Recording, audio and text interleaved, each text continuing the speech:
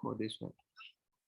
My friend, say Namo Namo Shakyamuni. Shakyamuni Buddha, Namo Shakyamuni Buddha, Namo Shakyamuni Buddha. Very good. Thank you. Let's move on, okay?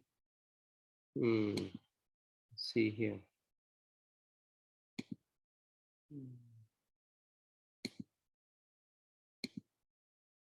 All right.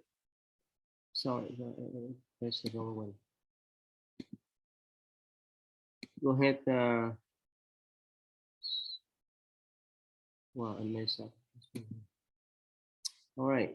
Here, Tom, you can read this for him. Come together. Say it loudly. Homage to the enlightened Buddha, perfect in wisdom and perfection. Homage to the noble Dharma, the universal law the Buddha taught. Homage to the holy Sangha, the protectors of the noble Dharma. It is triple gem I quote for refuge. Good thing for me. Let me you guys don't see Tom, right? You guys cannot see Tom, right? Let's just see here. Let me go back to the background here. Are you in Texas, Ty? Yeah, I'm in Texas. Oh, okay. Yeah, okay. Tom, can you say who you are? I'm Tom. How old are you? I'm 10. Why? I'm short. You're short because you're 10. All right, good. Thank you. You can sit down.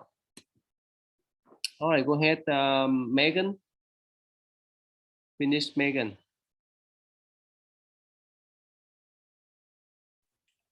Where do I start? Where you stop. Let me finish where you stop. May the triple gem bless and protect me and my loved ones tonight. May we be free from harm and danger. May we overcome our difficulties. May we always meet with success. May we be blessed with good health, strength, peace, and happiness. May my parents, brothers, and sisters, teacher, family, and willing to be well and happy. Okay, yeah, thank you. Go ahead, Megan. May they be free from harm and danger. If they're faced with harm and danger, I wish that they overcome their anxieties quickly. If they're faced with ill health, I wish that they regain good health soon. May the Buddha, Dharma, and Sangha protect them, bless and protect them. Protect me and my loved ones tonight, O blessed one. Keep us away from harm and danger. Let us sleep peaceful so that we awake in the morning for fresh body and mind. Okay. Queen, please. If I have strayed from the true path, may I never do so again. If I have carelessly hurt someone today, by word or deed, may I be more mindful the next time. O Buddha, the Enlightened One, help me to set my heart right. May my actions reflect your love and compassion. I shall strive to cleanse my heart from hate and envy and live in harmony with all people. I shall be close to the Dhamma in good as well as in difficult times. Okay. Sabrina, please. I know that should the moment come for me to leave the world, I shall do so without fear or regret, because I leave the world a better person than when I came into it. Whatever wrong someone may do to me, may I be compassionate and forgive and bear no hatred in my heart. I shall bear in mind to be grateful for the acts of love and consideration shown to me, no matter how small they appear to me. For those I love and those who love me, may this life be a blessing and a source of happiness to all beings. Okay, good. Go ahead, Brent. This one here, Brent. At that time. At time. At times, they encountered terrible misery. They met families with 9 or 10 children, every child racked with disease. No matter how hard the parents toiled day and night, they could not earn enough to support so many children. Hardship went hand in hand with the life of the peasants. Siddhartha gazed at children with arms and legs as thin as matchsticks and belly swollen from worms and malnutrition. He saw the handicapped and infirm forced to beg in the streets, and these scenes robbed them of any happiness. He saw people in inescapable conditions. In addition to poverty and disease, they were oppressed by the Brahmins, and there was no one to whom they could complain. The capital was too distant, and even if they went there, who would help them? He knew that even a king had no power to change the situation. And what's about? It was about like Siddhartha seeing all the hardships Mhm. and about being like a normal human where he was. Like the children were skinny and sick, while the parents, they couldn't really help their own children, Mhm. and the capital couldn't even help them if they even tried to. Mhm. So, have you been at the hospital before? Oh, I've been to a hospital only twice in my life. Really? What happened? When you're sick or when you visit someone else? So the first time was because I was sick. The Mhm. second time was because I had to get stitches on my face. Why? Oh, because I tried to be Spider-Man. Really? Yeah, I So, tried. so spider eat you up? No, I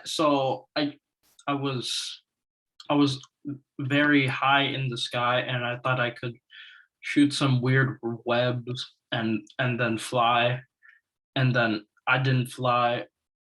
This happened a long time ago, and When you yeah, were baby? no, it happened when I was around 9. What happened? You try to fly and you fail, and that's why you smash your face. Oh, I not only fell, I smashed my face into a metal pole and then fell on like I fell on, it wasn't concrete, but it wasn't like grass either. It was kind of hard, but it was fine. I chipped 2 Okay. teeth, but it was fine. So you lost few teeth. No, I just chipped a part of 2 teeth, but I got them filled like the next year after that. Wow, wow, you so blessed. There's no scar on your face then. Oh, there is a scar on my face. Can you show? Um, We cannot see that. Oh, right that's here. one. What happened? So when you try to test whether metal bar is strong or your face is strong, is that right? It's just I tried to be Spider-Man, and then I like bashed my head into a metal pole. Oh, now I was falling. No, you climb to the wall to be Spider-Man. That's what you No, say. I climbed up like it was like it was at a playground. Okay. And I climbed up pretty high, and then And you I fail. tried to, yeah, I Wow. fell, but before I fell, I bashed my head into a metal pole. Oh, I okay. fell. So your parents call 911 and the ambulance came and pick you up. No, we just drove to a hospital. Is there a lot of blooding? It was kind of bloody. Okay. Hi, Johnson. It was Where fine. were you? We missed you. What happened? I was helping my dad with the fences in the backyard. You forgot that there are times. I remember the time, but my dad needed my help, so I had to help. All right. So thank you. This is gone. Well, so don't try to be the Spider-Man anymore, okay, Brent? You need to save your face, right? Oh, okay. Who fell before? From the height. Who fell before? What happened, Johnson? You want to be? You want to fly? Yeah, just like Brian, I was trying to be like Spider-Man. What Fell happened? down, You failed again too?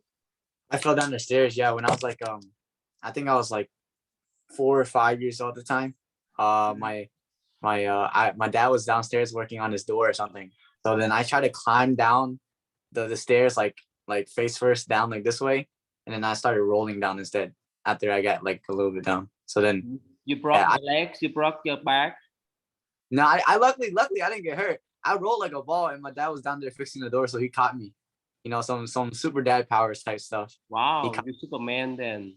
And my stairs were carpet too, so What's like that? my stairs were made of carpet. They aren't like the hard type. I Yeah. see. Otherwise, it may cut your back or skeleton too. It be sharp, right? So Megan, have you tried to fly before? I have a story where I did fall, but it wasn't from a high place. It was from the stairs.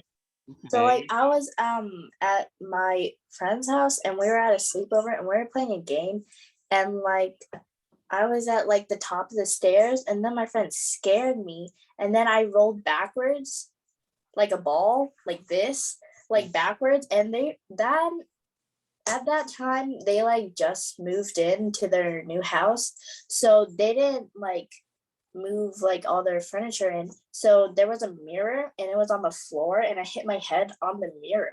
So like yeah. And then when we went home from that sleepover, I told my mom and I was like, Mom, I like hit my head on a mirror. And she was like, what? So she checked the cut and she was like, why didn't you tell me earlier? So she cleaned it with like alcohol. And then I forgot something at their house. So they went to go bring it over. And they're like, what happened to you, Megan? And like my mom was like, you should probably get stitches. But I was like, no. I'm not getting stitches. I was like really scared. I was literally crying because I did not want to get stitches. So I could have gotten infected because I didn't get stitches, but I didn't get infected. And now there's a lump on my head and hair grew over it. So I'm pretty lucky. Mhm. So it's bloody or not? It's bloody or not? Yeah, it was. A lot? Yeah. Really? How many stitches you have? I didn't get any stitches. Oh, okay. But you have some bump, and now it's still there? Or the scar is still there? Well, there's hair over it, so you can't really see it. Mm-hmm.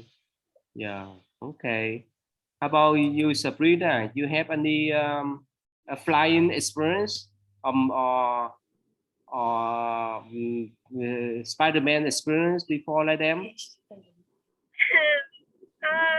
No, but same thing as Megan and Johnson. Like I rolled down the stairs once. I don't know how it happened, but I know I was very young, holding a very weird seashell type bag. I don't know. I rolled down with it, and then I think either my mom or dad asked if I was okay, and I said okay. I said I was fine. Very confused how I rolled down the stairs, but I fell down somehow. Thank you, Quyên. Did you practice to fly to be Spider-Man before, Quyên? No. Never. You never No. fall. I fell from running. What's that? I fell from running. Oh, really? Yeah. How high is that? Oh, it wasn't high. I just slipped and then injured my knees. Oh, really? So you didn't break your legs or your arms? No, I just fell. Oh, wow. About Victor Farm, welcome back. Victor Farm, when you play Kung Fu, have you ever broke your legs, your arms, and so forth before? I've seen others around me who I get absolute bone fractures around me. But the biggest injury I ever got was when I was fighting and my opponent picked up their leg and went 1, 2 straight for my face and it slammed straight into my nose and I started bleeding all over the place. Really? Yeah, it was fine though. So when you have the contest, when you have I don't actually use context. These are the exact same glasses that I was using. I'm glad these didn't break. I'm talking when you have the contest for fighting. Contest? Yeah. Oh, fight contest. Whenever I go, I did go contest. They're not. Yes, they hurt, but you don't get in that much.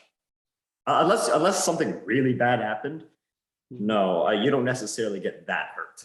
Oh, okay. Like not enough to twist anything, at least in my experience. But there are plenty of people around me that absolutely destroyed something of theirs. So be careful, especially when you play around with Kung Fu, right? Yeah, go ahead, Quyên. Next one, Quyên. Do I start with Siddhartha? Yes. Siddhartha had long understood the inner workings of the royal court. Every official was intent on protecting and fortifying his own power, not on alleviating the suffering of those in need. He had seen the powerful plot against each other, and he felt nothing but revulsion for politics. He He knew that even his own father's authority was fragile and restricted. A king did not possess true freedom but was imprisoned by his position. His father was aware of many officials' greed and corruption, but was forced to rely on these same individuals to maintain the stability of his reign. Siddhartha realized that if he stood in his father's place, he would have to do the same. He understood that that only when people overcame greed and envy in their own hearts would conditions change.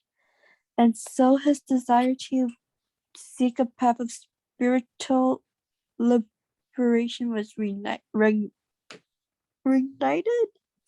United. Okay, go ahead. What's mean? Uh, hmm.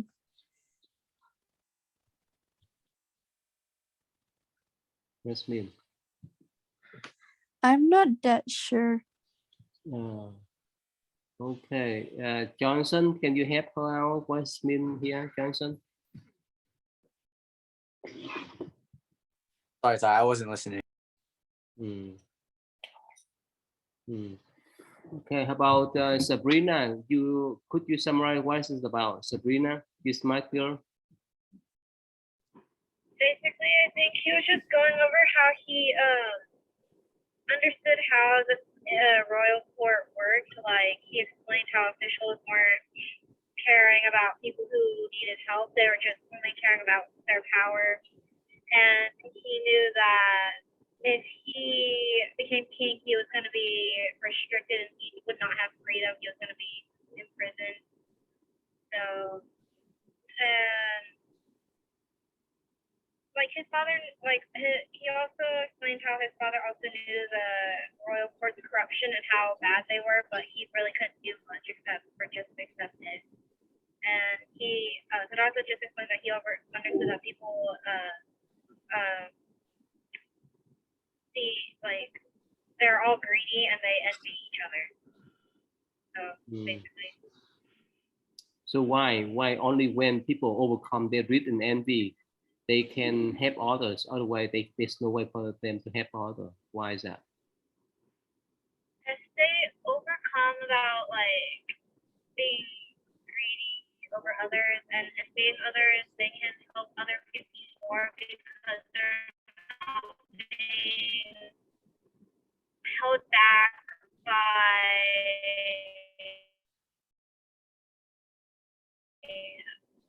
all these negative thoughts. They can focus on helping others, but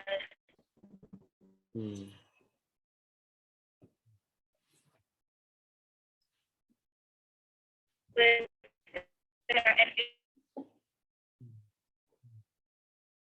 Okay, Johnson, can you help? What is Greed, they're being blinded. They're selfish in ways. Johnson, you follow what Sabrina tried to explain here?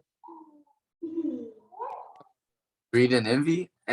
No, in general, this is partial. You understand that? Yeah, kind of. Okay, what do you understand?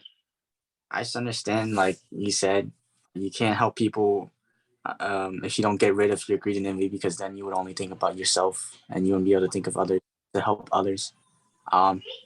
Yeah, that's it. Megan, you understand? When you have a greedy mind, there's no way for you to help others. You understand that? Yeah. Why is that? Why? I understand because like if like greed and envy like take over your mind, then you won't be able to think like clearly. Why? Can you give an example? Like I don't know, like if you're with like a group of real friends and like a group of like cool people, and you leave your real friends for the cool people that aren't your real friends and like barely know that you even exist, you're being greedy because or no, I don't know. Let's say okay. Let's say somehow your parents not at home, right? and you don't know how to cook, right? And you have only one hamburger to eat. Would you split half with your brother or you eat all by yourself? I would split it Why? because Brian already knows I can't eat a whole thing. Plus, what happened then? Then I'll split it or give the whole thing to him Mm-hmm. because I can't eat that whole thing. Mm-hmm. But what happened if it's too small? I'll still split it. Really? You still split it? Mm-hmm. Yeah. So with the farm, let's say somehow when you go out for the contest and somehow one guy he always think that he will be winners, and what happened if he has that kind of arrogant mind when he go to the platform? What happened to him or her? If he is so arrogant that he thinks always think and will be winner all the times, what do you think? Okay. So if he is telling himself that he's the winner in a bad way, because whenever you're doing in a contest, you always want to think, I'm going to be the winner, but in a good way. If you are arrogant with it, you might set your bar a little bit too high and you might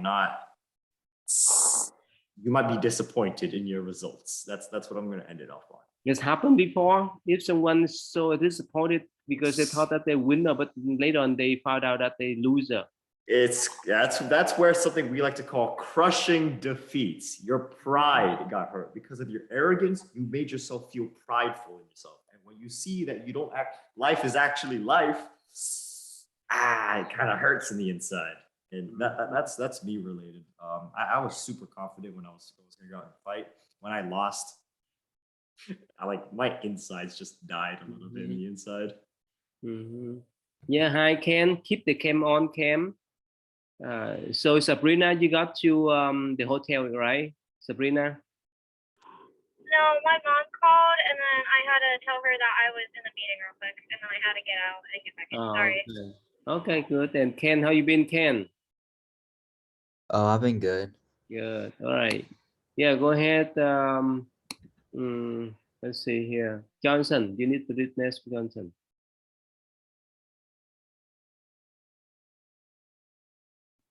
Yasodhara. Yasodhara was bright and intuitive. She understood Siddhartha's longings, and she had faith that if Siddhartha resolved to find a path of liberation, he would succeed. But she was also quite practical. Such a search could last months, even years. In the meantime, sufferings would continue to daily unfold around them. And so she believed it was important to respond right in the present moment. She discussed with Siddhartha ways to ease the suffering of the poorest members of society. She had been doing work like that for several years, and her efforts eased some of the people's misery and brought some measure of peace and happiness to her own heart as well. She believed that with Siddhartha's loving support, she could continue such work for a long time. Yeah, what's about? So basically, Yasodhara, she was like, she knew Siddhartha was gonna try to become Buddha and help people and stuff, but then she was also like, it's gonna take a while, and people are still gonna suffer in the moments of him trying to become Buddha. So she basically, what she does is that she tries her best to help like the poorest people of the society and help with their misery and stuff. And sometimes when she helps them, she also feels happiness in her own heart. And with Siddhartha's loving support, she believed that she could keep on doing it. Mm-hmm. So I have a question for you. Let's say your sister, right? She hungry. Would you rather to give her the food or to teach her how to warm up the food by herself? Which way is better? I would rather teach her how to warm up the food. Why? Why don't you give her the food directly to her? I mean, I could give it to her, but that's basically me giving her. I'm showing her how to make it, so I'm just giving it to her. But like, if I'm not there, then without me, she wouldn't know how to make the food. So when I'm not there, she can just make something herself when she's hungry. So it's similar way, right? Siddhartha want to find ways to help people, to do the suffering, right? But for his wife, she just go out to help people, right? That's different. So let's say in your case, which one do you prefer? Give the food to order or teach how to make the food by themselves?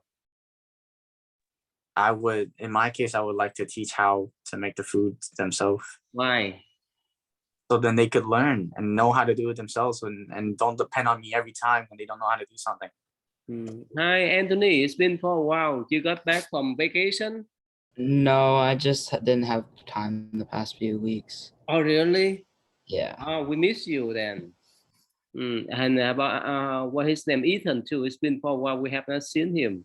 Yeah, Yeah. Ethan's been busy. He has a lot of stuff going on in high school right now. Really? You met him frequently? No, I haven't seen him in a while. Okay, so Brian, would you rather to give your sister the food to eat, or you rather to teach her how to cook the food? Brian?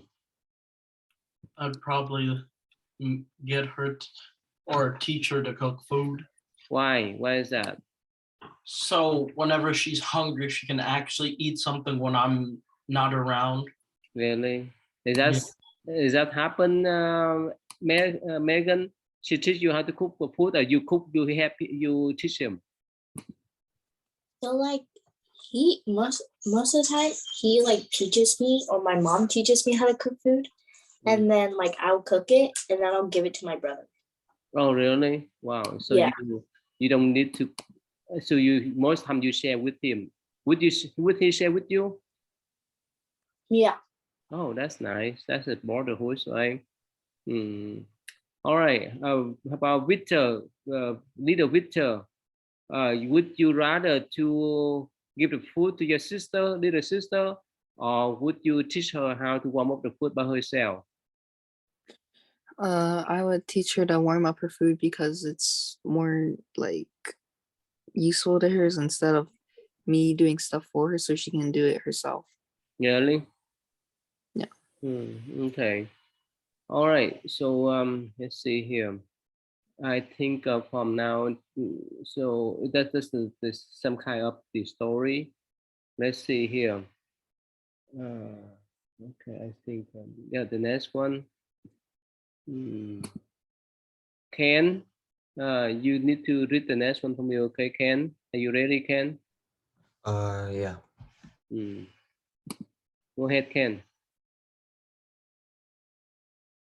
From Kapalithu came pouring all manners of goods and servants to provide for the couple's summer needs. Siddhartha and Yasodhara sent home most of the servants, retaining only a few to assist them with the gardens, cooking, and housekeeping.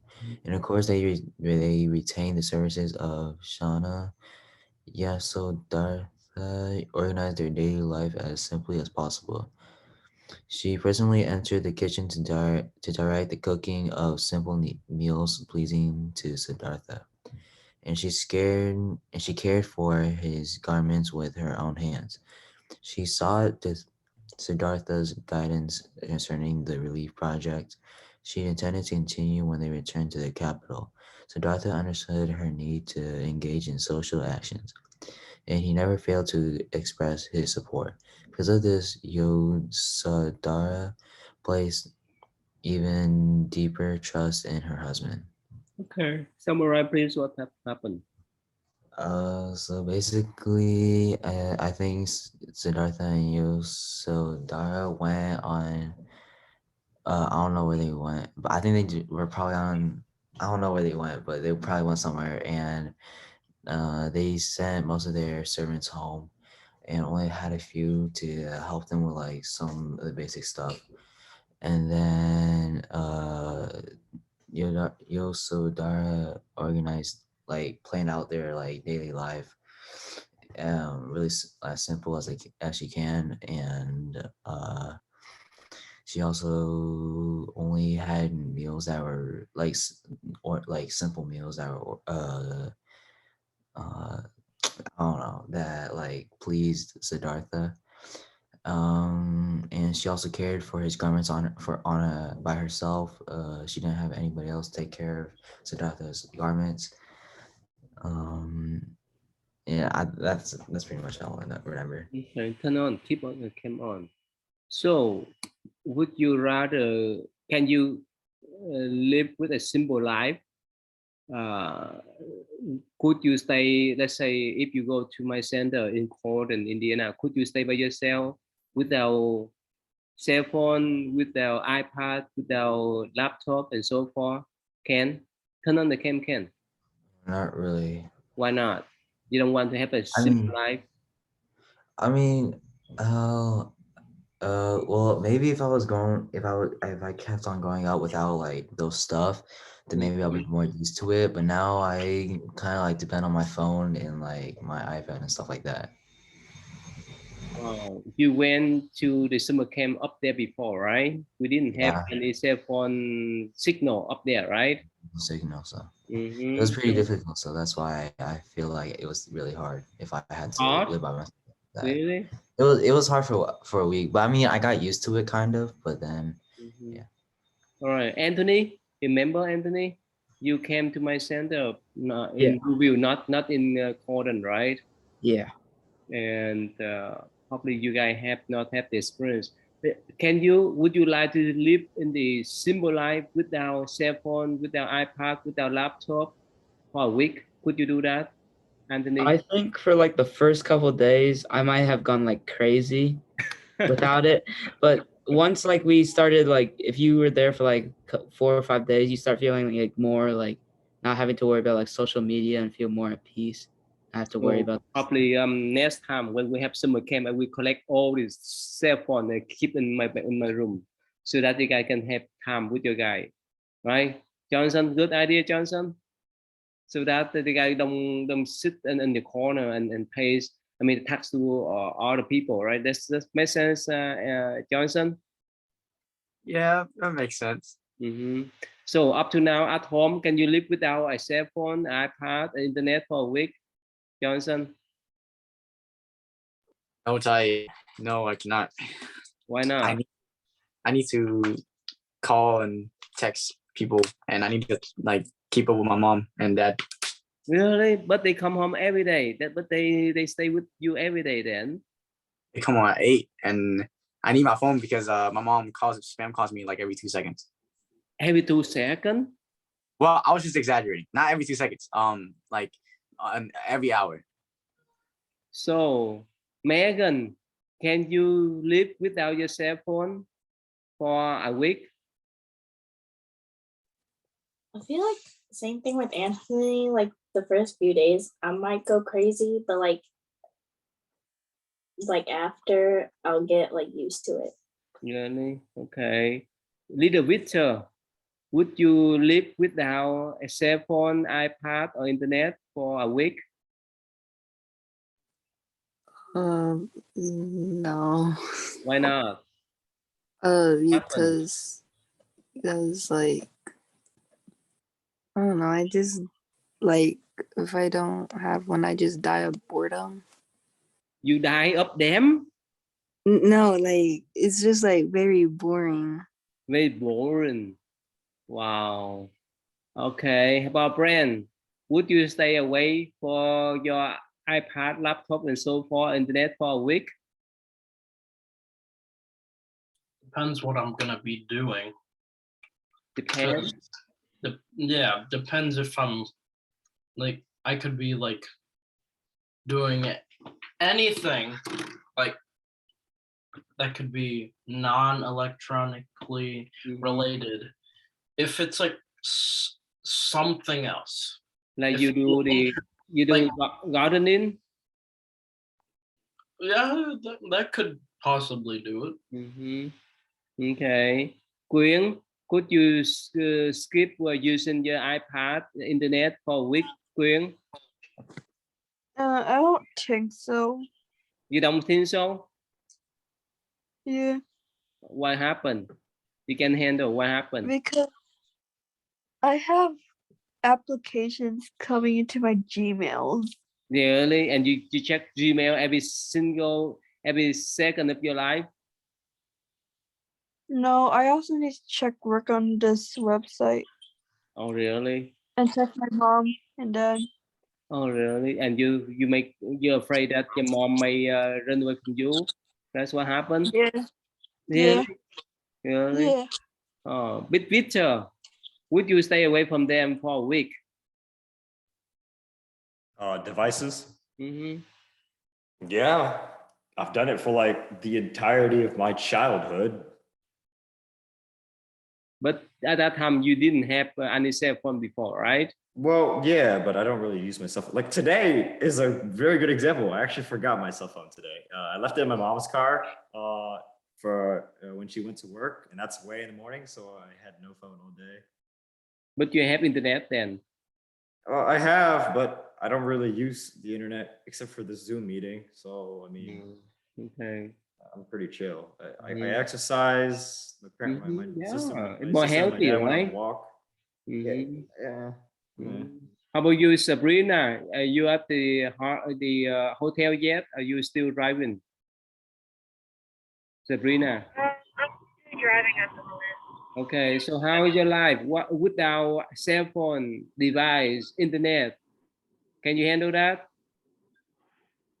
Depends on like during when like a school week. No, I could not go without it because practically everything I do in school is on electronically, and I would fail school if I was without it. So I cannot go without it during school. But during the summer, I can go without it. So you can handle that without it, even in the summertime. Summertime, I can go without it since I'm quite busy, especially with my marching band music coming up again. Okay, good. Yeah, welcome back, Vivian. Anthony, I'd like you to read this one, please. Okay, Anthony, are you ready? Yep. Yeah, go ahead, Anthony. But although Siddhartha understood the value of Yosuhara's work, he felt that her path alone could not bring true peace. People were entrapped not only by illness and unjust social conditions, but by the sorrows and passions they themselves created in their own hearts and minds.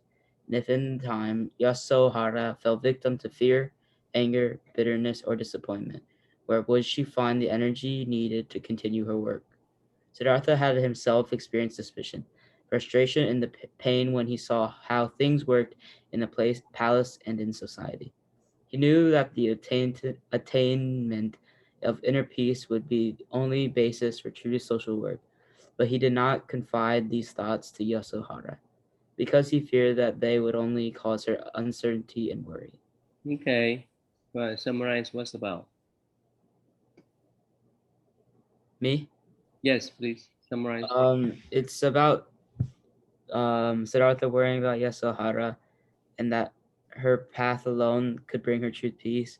But however, there were like people around her, like that are in her minds that had like things of anger, fear, bitterness, and Siddhartha felt that Yasuhara fell victim to those things as well. Okay, so let's say you see homeless people, right, Anthony? And somehow they get stuck with smoking or drinking. So what should you help them out? Can you repeat the question again, Ty? If you see homeless people on the street, on the road, they're smoking, they think, drinking, what could you help them out in the practical sense? You can like show them what that's doing to them and like try to explain to them why that's bad for them. They may not understand you. They may not understand what you say. They may not care much about what you say. How could you help them out then? I'm not sure, Ty. Not sure. Vivian, turn on the cam, please, Vivian. What should you do, Vivian? If you meet those homeless people on the street and they smoke, they drink, how could you help them out, Vivian? Turn on the cam, please. I would give them food. That's all. And after they consume the food, after they fill up, they may go out to drink and smoke again. What happened then? What should you do? I mean, I would advise them to stop because it's like bad for their health. Like Mhm. I don't know what else I could really do besides give them like the basic, like the food. Okay, how about Johnson? In your case, what should you do? I would take away their cigarette. Well, And if you take away, they may harm you, they may hit you, right? Well, Mhm. you know, after that, then I don't know what else to do, because telling them that cigarettes are bad, and they probably already know that, but they probably don't even care. You know, they're just, even if I told them. So best I can do is just give them some water and like food, and that's it. Brand, what should you do, Brand, to help them out, Brand? What? What should you do to help homeless people if you see them smoking, drinking, and so forth? What should you do? Well, first I tell them not to do the thing, and They then don't listen to you. huh? They think that they may be older than you. They have more life experience than you. How could they listen Well, to you? I would probably try to convince them with money, because Really? yeah, like if you stop smoking or drinking, I'll give you this much of cash. Remember, they may cheat you, right? They say, okay, I will. After they've taken your more money, they may buy more drug, they may buy more cigarette, they may buy your more alcohol then. That's why I may come back. Wow. Megan, what's your solution, Megan? Well, honestly, I don't really know what to do, because like if you just tell them to stop, they probably already know, but they're just gonna keep doing it. But like most likely I don't know that person. If I don't know that person, I'm not gonna say anything. Okay, Sabrina. Strangers. Sabrina, how could you help him out, Sabrina? Let's say not only let's say the homeless people. Let's say Victor, little Victor, when he grown up, somehow he got stuck with smoking or drinking alcohol. How could you help him out, Sabrina, to get out of that addiction? Man, I don't think he would do that because his mom would knock him up. He would not get to lay a hand on that. His mom would knock him up. But I don't. Is he homeless too, or does he like still live with his parents? Like that's what He I'm may, because he may be homeless if he smoke, if he drink, right? With little Victor, right? You see, sometimes some people came from the rich family, the wealthy family, but they get stuck with those addiction and they end up on the street, right? What should you do? What should you help? How could you help him out, Sabrina? Could you horse him? Could you keep him at your house? Sorry, I know he's my cousin and all, but I could not. Like, depending on who I'm with, like he could harm a lot of other people, especially me. Like secondhand smoking, that's not a good thing, because it's a lot of chemicals we've tossed into the air, and that will also affect me. So sorry. At the same time, I also have to think about my parents and myself and how that's going to affect us with him smoking. Since he's my cousin, I might try to sign him up for like those like classes that can try to help with addiction. I think I don't know if they're called, but like maybe try to help him with that. If not, I can't tell him to stop. Honestly, as Johnson said, you can't tell them they might go back to it because it's addiction. I could try to help him sign up for classes to get rid of it, but other than that, I can't do much else to help him at this point. You understand, Victor? You understand, little Victor? It's better to keep yourself pure, right? And clean, right? If you mess up, probably not many people would like to step out to help you out, even your cousin, right? Victor, understand that? Why is that?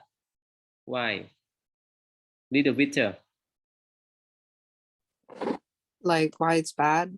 Why? Why you need to? It's better to keep clean and pure instead of mess up your life. Because like if you do like drugs and bad things, it can like make you live like shorter and like can make you like dangerous to other people. And even your close relative, they may not like to hang around with you. Make sense? Yeah. Mhm. Okay, so let's see here. Megan, I need you to summarize this story for me. Okay, Megan, are you ready? Okay, let's see here. Wait for me.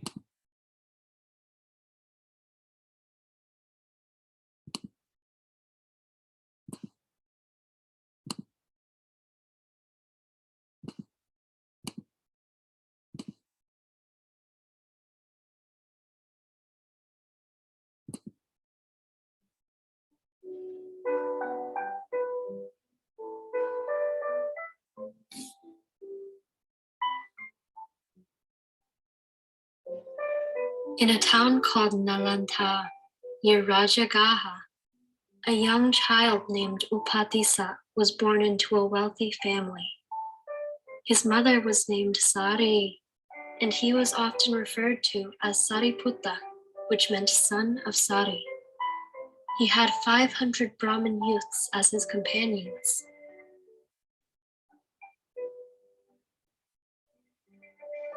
At the same time, a young child named Kolita was born into a high-ranking Brahmin family.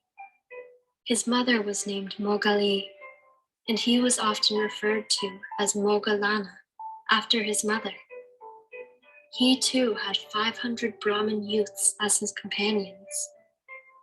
The two families were very close, and Upatissa and Kolita grew up as best friends.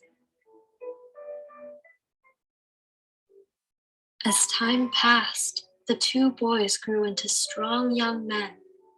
They mastered the sciences and other subjects of study. One day, they were feeling bored and decided to go to a festival. On the first and second days, they enjoyed themselves and had a great time. However, beginning on the third day, they both felt strange. The exact same show with the exact same people had brought them joy for 2 days. Now, however, as they watched the performers play and dance, the two men felt somber. Why should they waste their lives chasing things that could only please them for a short time? They would have to keep searching for more things, never being able to stop.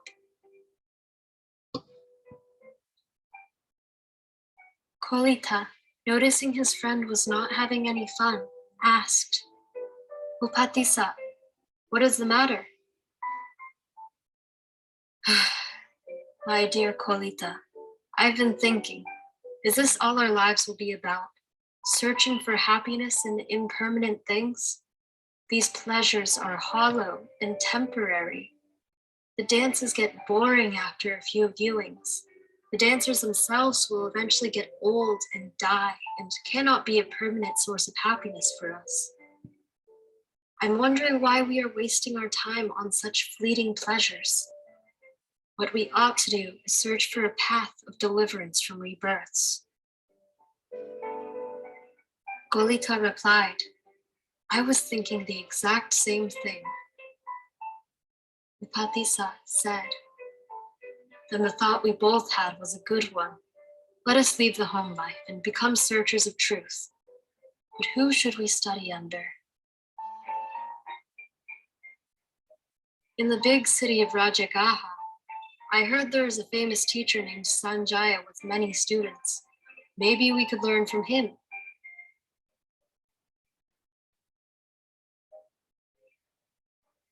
The two young men, each with their following of 500 Brahmin youths, requested and received ordination from Sanjaya.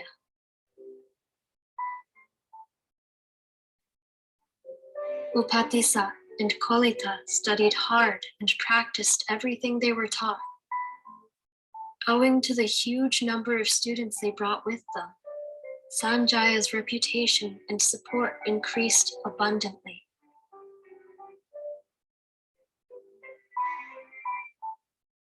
Within a short time, the two young men were able to master Sanjaya's entire doctrine. Yet they knew within themselves that they were not enlightened, nor freed from rebirths or desires. This greatly frustrated them.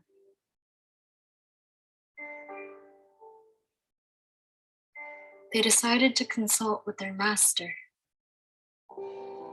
Master, we've completed your entire course. Is there anything further you can teach us? Ah, my greatest students, you make me proud. There is nothing further to learn or teach. I invite you to join me as masters of this school. Together we will become famous and world-renowned. Master, that is not our goal. It seems that we must take our leave. The two men figured that if Sanjaya couldn't teach them, then someone else could. India was vast, and if they wandered far enough, they would find the right teacher. They decided to search independently and promised that if one were to find the deathless, he would come back and inform the other. Upatissa began searching in Rajagaha.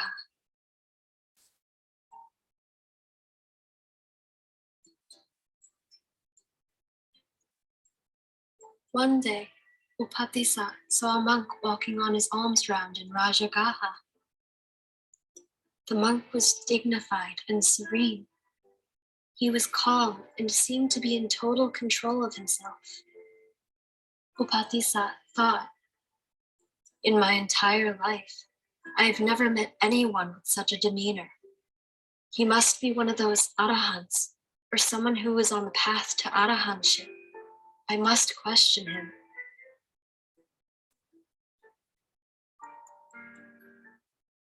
However, Upatissa came from an upstanding family and knew that it would be poor manners to interrupt the monk while he was on his alms round, or while he was partaking in his alms. So Upatissa followed the monk from a respectful distance and patiently waited for the right moment.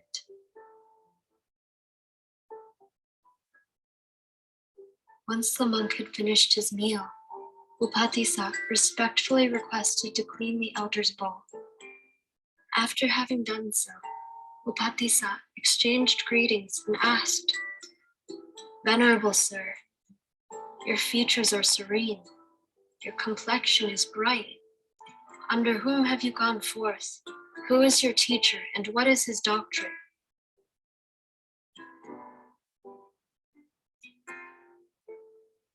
The venerable monk responded, "There is, friend, a great recluse, a scion of the Sakyas, who has gone forth into homelessness.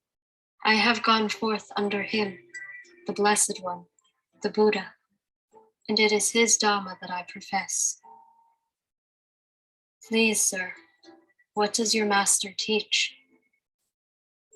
"I am but a new monk, new to the training. It has not been long since I have gone forth.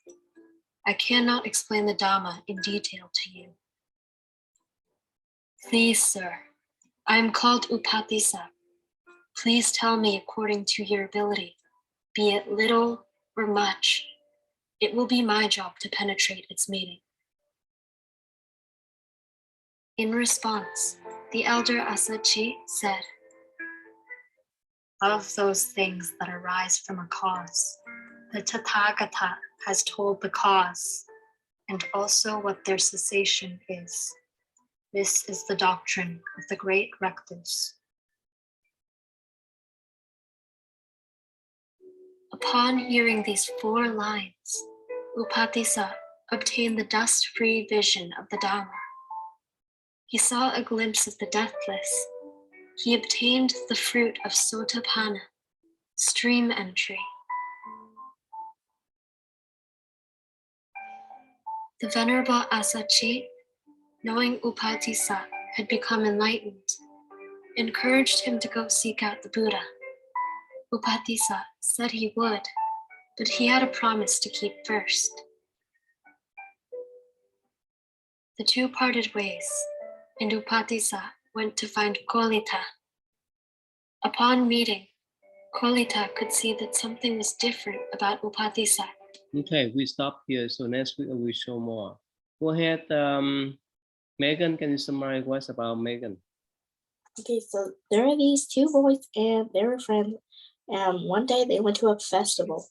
And on the first day, there was like dancing and music. And the second day, it was the same thing. And the third day, it was also the same thing. But while the people were like singing and dancing, the two boys were like, they were questioning each other, like, why is like this entertainment like impermanent? Why do they find this entertaining when it's not gonna last forever? So they go, I don't know how to say it, but they go to a master and they learn all his teachings. So they ask their master, like, do they have any more to learn, like basically what to do. And when the master said that there is nothing else to learn or teach, they consulted with each other again, and they agreed to like split ways. But if the other like found something, they would like find each other. So one of them, I don't know how to say his name, but he finds like a monk and he asks like where he's been like enlightened or whatever. So and then he goes to find his friend, and then the friend notices something different about him. Okay. Yeah. Go ahead, Anthony, Ken, Vivian, and Johnson. Turn on the cam, please. So, Brand.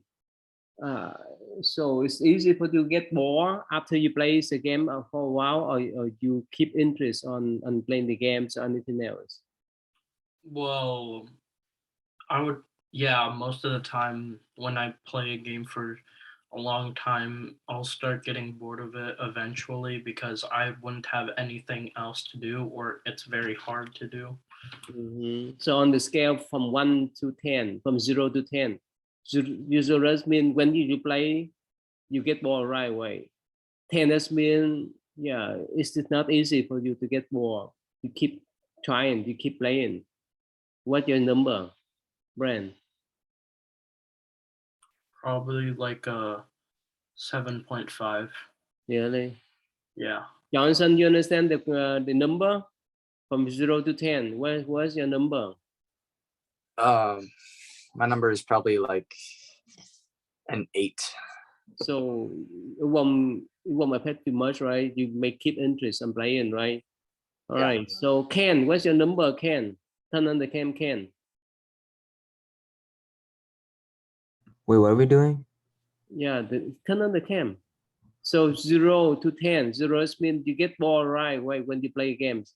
10 means it's still hard for you to get bored. You want to play all. What's your number? 6 or 7.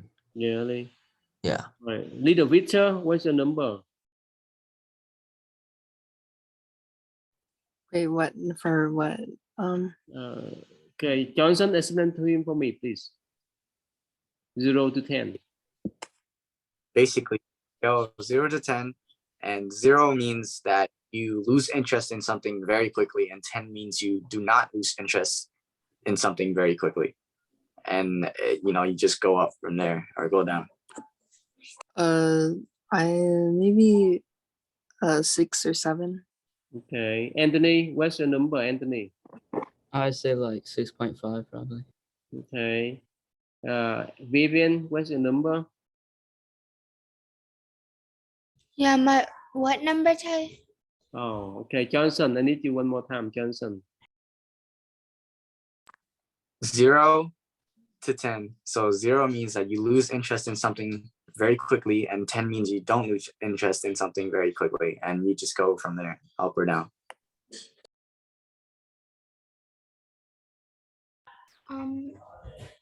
It depends on what I'm doing. In general, not the 10. Probably like a 6.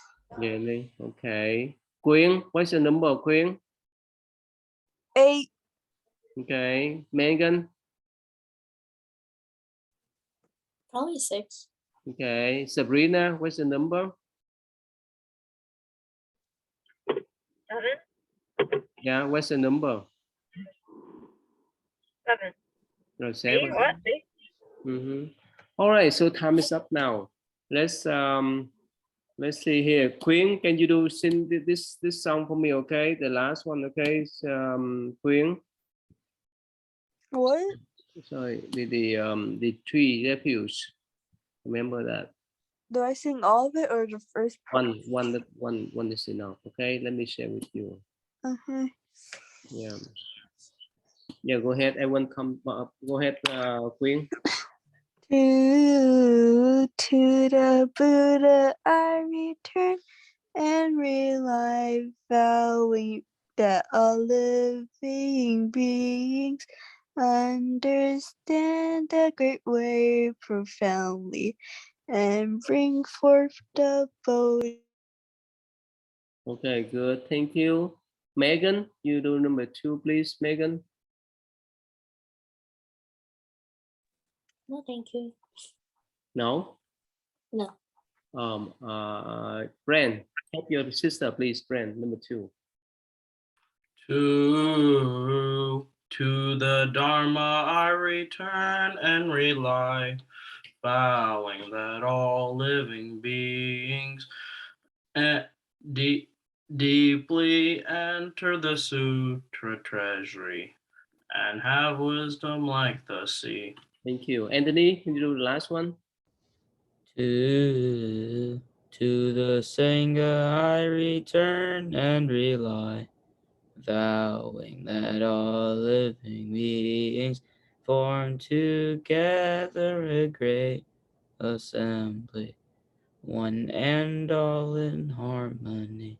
Thank you. Victor Pham, can you say, may I please, Victor Pham?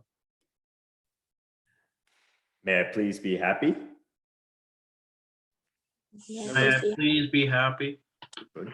May I please be safe? yeah, please be May I safe. please be safe? And may everyone else around me be nice. And may Everyone else be I will be nice. Okay, Victor, little Victor, my parents, please. May our parents be safe? May our My parents be parents be safe. May our parents be happy? My May our parents be parents be happy. Be happy. May our parents have a good night's sleep? May My our parents parents have a good night's sleep. Okay, Ken, Mel, weekend, please, Ken. May we can be safe. May May our our- week Be safe. May we can be fun. May May we our- Be fun. And yeah, that's pretty much it. Okay, good. All right, thank you. So see you then. Okay, thank you. Yeah. What type of supreme supreme mundane? What's mean? Give one example. Can you give one example? I'm not sure about supramundane.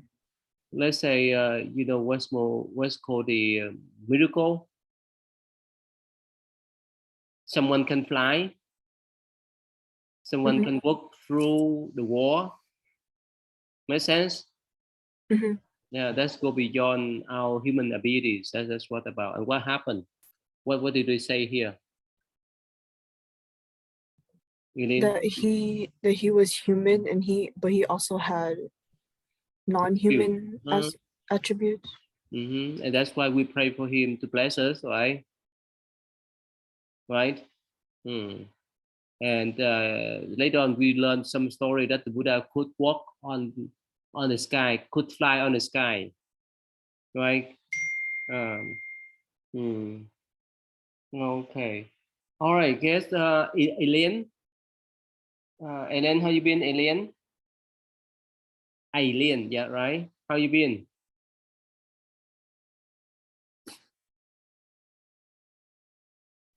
Hello? Yes. How you been? Oh, sorry, I was like outside. So you have friends who sit there with you? They want to learn. They want to learn with you now.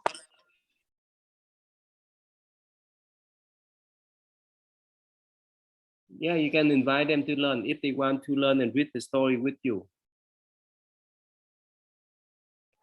Okay.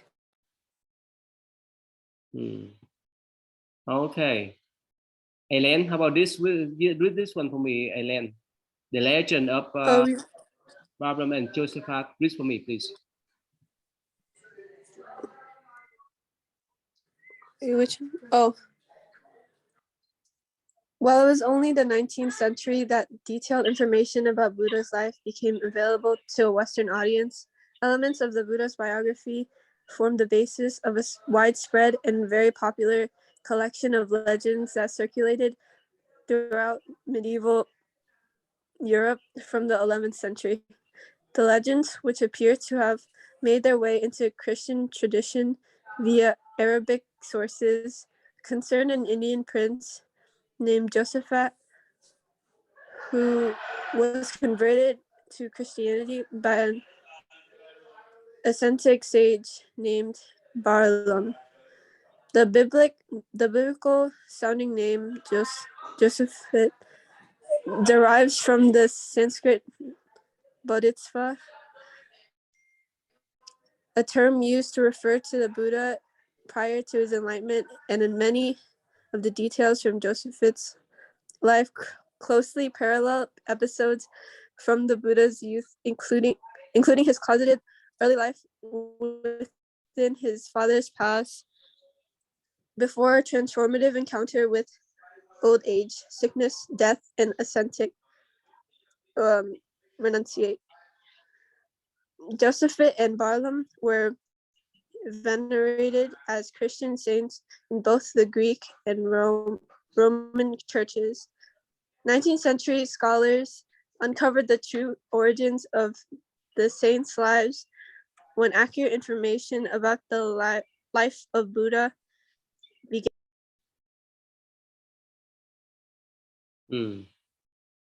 Okay. Ellen, can you summarize what's about? Ellen, yeah, go ahead. It's about Josephat's life, who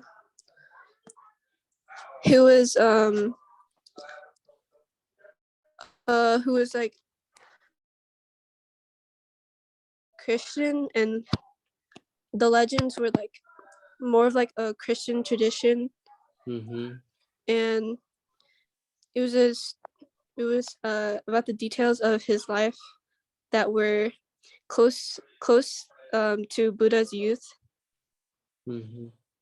So there's the story of Balaram and Josephat, right? Both they are Bodhisattva in the Christian tradition, so that the guy can know, right? It's just later on when you encounter this type of holy people, who would recognize that they adapt to the Buddhist story. Ellen, you have your friend, you want to introduce your friends?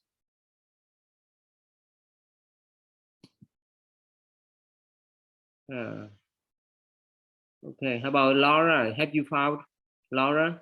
Oh, they left. They left the room. Yeah, okay, that's okay. Go ahead, Laura. You know how they how could they recognize the lifespan or the age of some items that's been exist for 1,000 years? How?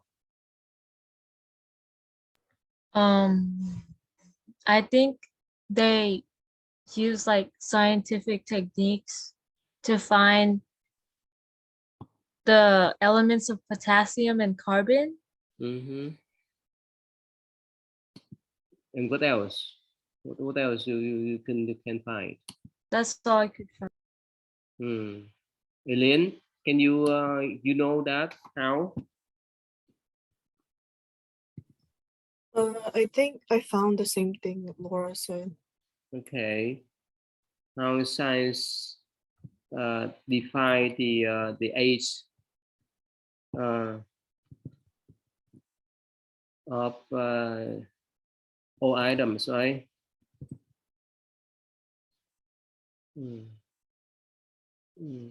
So here, let me share with you guys here. Probably you guys don't know this much.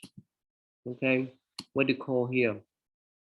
Radiometric dating, right? They use some kind of chemical, right, to some kind of chemical to recognize the object. Here, for all objects, so they sometimes they use carbon 14, or they use radioactive isotope of other elements to determine the age of that items. I thought that in school you guys have to learn about this, right? Laura, Eileen, you guys don't learn this before in some science, in your physics or chemistry class. Laura, you don't study that? No. Really? You are junior, right? Laura, a sophomore. I'm a junior. Junior. You guys supposed to learn about that. All right, so let's see. Let me go back to this story here for the little one to read. Okay, because for them it's just peer high for them to understand. Yeah. All right, so let's see here. Let me go back now here. Oh, okay. Courtney, can you do this with one, Courtney? At times they encountered terrible misery. They met families with 9 or 10 children, every child racked with disease. No matter how hard the parents toiled day and night, they could not earn enough to support so many children. Hardship went hand in hand with the life of the peasants. Siddhartha gazed at the children with arms and legs as thin as matchsticks and bellies swollen from worms and malnutrition. He saw the handicapped and infirm forced to beg in the streets, and these scenes robbed him of any happiness. He saw people caught in inescapable conditions. In addition to poverty and disease, they were oppressed by the Brahmins, and there was no one to whom they could complain. The capital was too distant, and even if they went there, who would help them? He knew that even a king had no power to change the situation. Okay, you know what? You understand what's about? Yeah. What's mean? It's like about when Siddhartha visited the village and found like the hardships of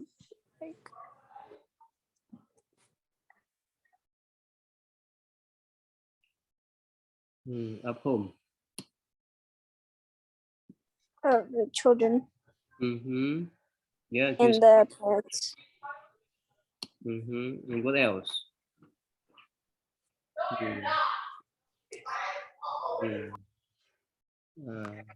They were poor and they couldn't support, or the parents didn't have enough money to support so many children. You know, in Vietnam, right, in the poor country, there's so many children, they don't have food enough food to eat, right? Right, Gotti? How could you help them out? If let's say if they are your relatives in Vietnam, how could you help them out, Courtney? Send over money and food. Do you have medicine? Do you have money? You have medicine to send to them? We normally send medicine to them. Really? Your parents send to them? Yeah. You don't send?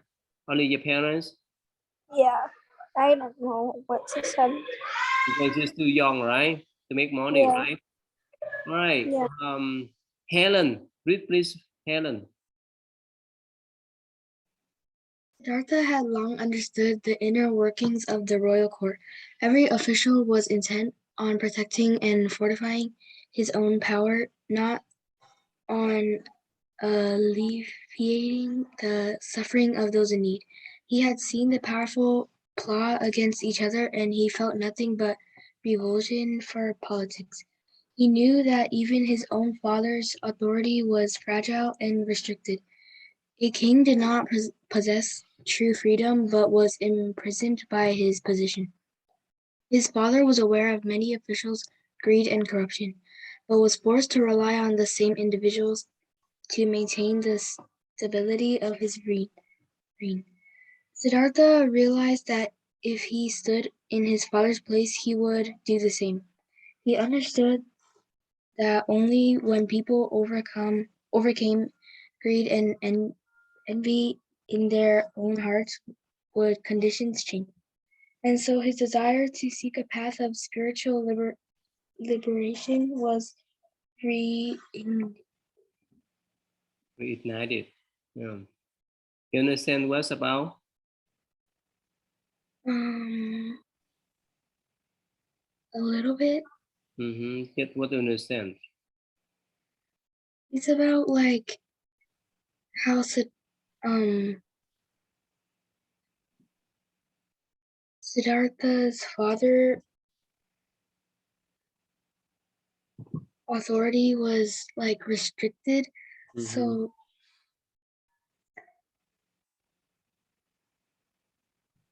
What happened? Eileen, can you help her out? What's this about? What's this power up is about, Eileen? So doctor's father, the king, noticed that people became greedy over the officials. They had like greed, and like he needed something to keep that away and like maintain his reign. Okay, how about Laura? What do you understand about this one, Laura?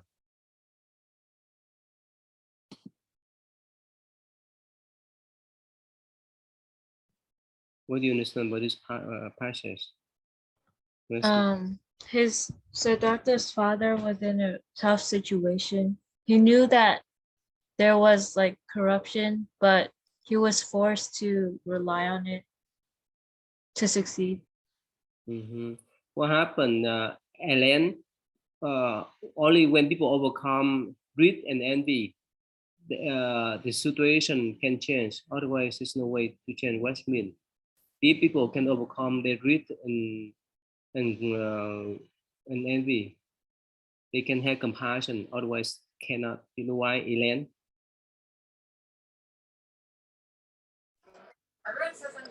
If he You understand why? Yeah, cause they were like all like greedy and envious of other people, which is why Siddhartha knew that if he stayed like there, he would be in the same situation as his father. So let's say if in the future, if you run for the office, right? If you become let's say governors, right, Elaine? Would you enjoy that status in society? No, because I would be just surrounded with corruption, and it wouldn't be enjoyable to govern a place where it would just be full of greedy like officials. How about you, Eileen? Would you run for the office? And what happened if you were governors and so forth? Would you happy to have that type of high status in society? No, because it's like, since you already have so much responsibility in like handling people's greed, I think it's a lot of work and it can be not something to enjoy. Really? Laura, suppose that you are president of a hospital. You enjoy that? President of a hospital? Or even the principal of a school. Would you enjoy that? No, Why not? too much stress. Why? You have a high status. Just imagine now you are a student. Whichever thing happen, you go to the superintendent or the principal, right? So the principal has all power to hire the teacher or to lay up the teacher or to allow the student to still go to school or to let go of the student. They have a lot of power. Laura, what do you think? I think it would be nice to have that power, but you have to make like a lot of hard decisions. And you don't want to make a lot of decisions? No, Why not? because I don't like being stressed. Really? Okay. How are you, Courtney? You want to be principal? You want to be governors in the future? No, Why not? it's like a lot of pressure and a lot of work. How could you And know? How could you know?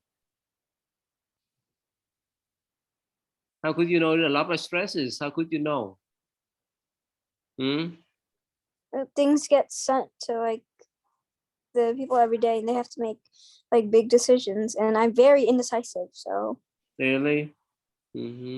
Helen, would you like to be principal, to be governors, a high position in the future?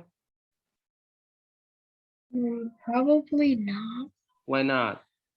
because I feel like it's just like more work than like other things to do. Really? Okay. So, Eileen, how could people overcome their own reading, their reading mind? How could they overcome? You know how? I wouldn't say this is the exact way to overcome it, but they can start looking at other perspectives and other people. That it's kind of like if someone needs something more than you, then you should overlook that greed because Laura, there's others. thank you, Laura. So, can you give an example? What happened with someone who are so greedy? Give an example, Laura. You're so greedy? Yeah, give an example of the greedy people. So if you're like the president, What happened? if you're the president and then at first you try really hard to like do good things and to help everybody, but now that you realize that you have so much money, you just want to focus on power and money now. Okay, Courtney, I have a video clip. Can you summarize for me? Okay, Courtney, are you ready?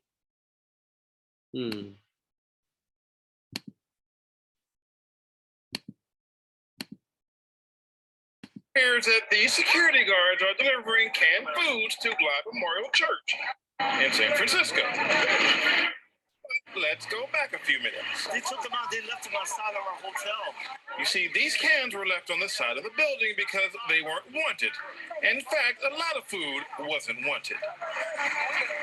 So why would people get in line to get food for the needy if they're not really in need? They're selling it. For how much?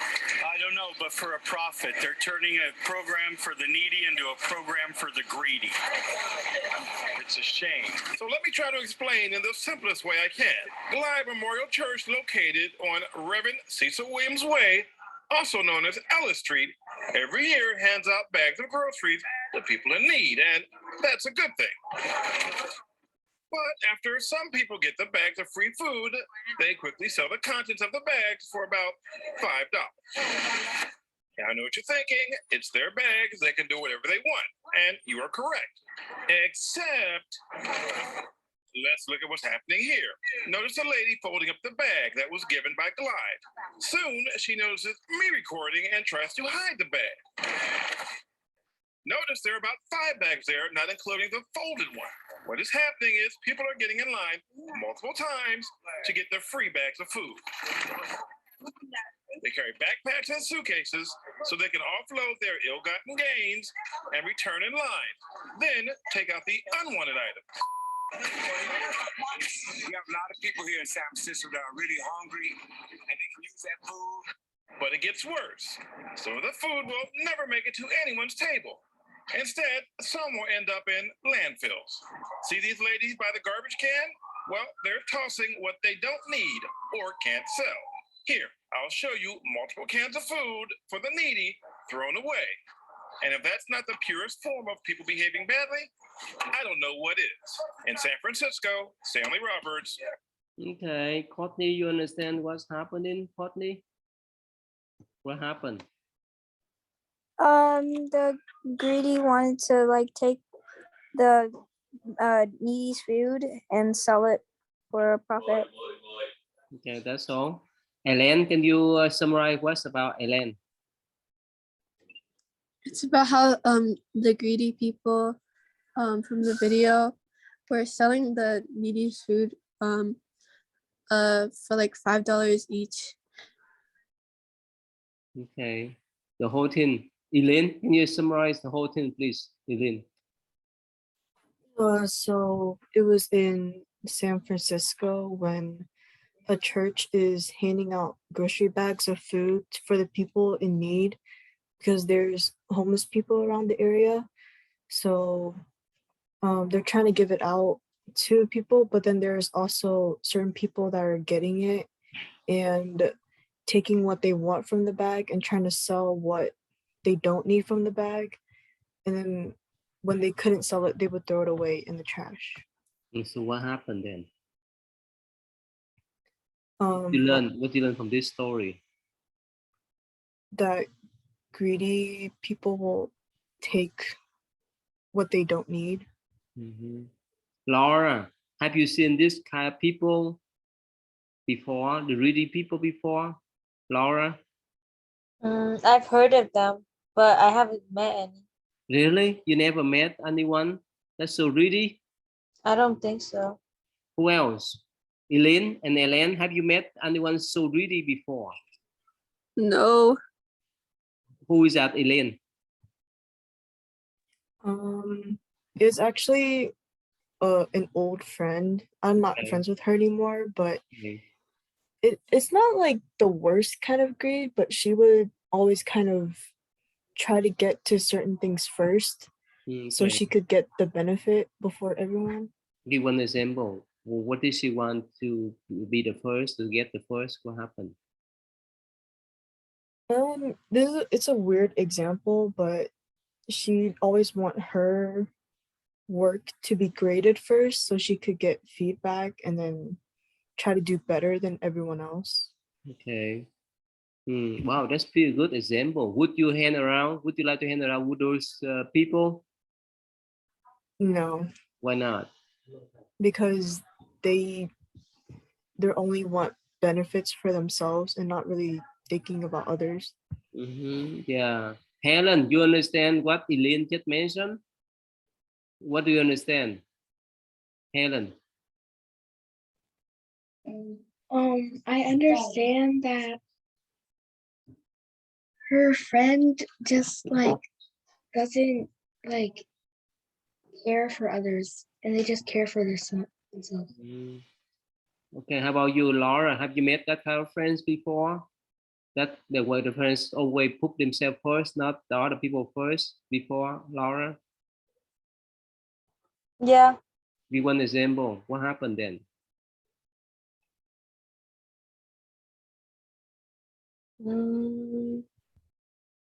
What happened? Like they always want to help others with their work first before they finish their own work. No, I'm talking about someone, they always put themselves first. Oh. Others. Oh. I don't know. You don't know. Ellen, have you met that type of people, Ellen, before? Always think about themselves first, always put themselves first before others. Ellen? I don't think so. Oh, that's good then. So you met so many people that help other people, right? That's nice. Courtney, have you had that kind of friends before? Courtney? No, not really. Oh, what is good. That's good then. Only Lillian, huh? Lillian, you have the experience. But anyway, so just stay away from them, right? They would not be good, right? Because whenever they put themselves first, they would not care much about you, right? They care for their own interest first. All right, let's finish up today then. We missed a lot of you guys, but let's finish it then. Okay, go ahead. Helen, can you say may I please, Helen? Everyone come together, turn on the mic, please, because you guys can repeat after them. Go ahead, Helen. May I be healthy? May I May I be be healthy? healthy? May I be healthy? May I be compassionate? May May I I be be compassionate? Be friendly? May I be May I friendly? be Be friendly? friendly. Okay, Courtney, may our parents please?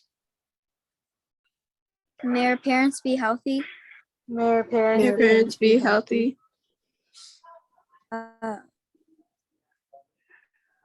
May our parents be happy? May our May your parents May our parents parents be be happy. happy? May our parents have a long life? May our May our parents May our parents have a parents long have a long life? Good. Laura, may our weekend please? May our weekend be fun. May May our our weekend be weekend fun? May our fun. weekend be long. May May our our weekend weekend be be long. long? May our weekend be safe. May May our our weekend weekend be be safe. safe? All right, thank you. See you guys then. Thank you. May the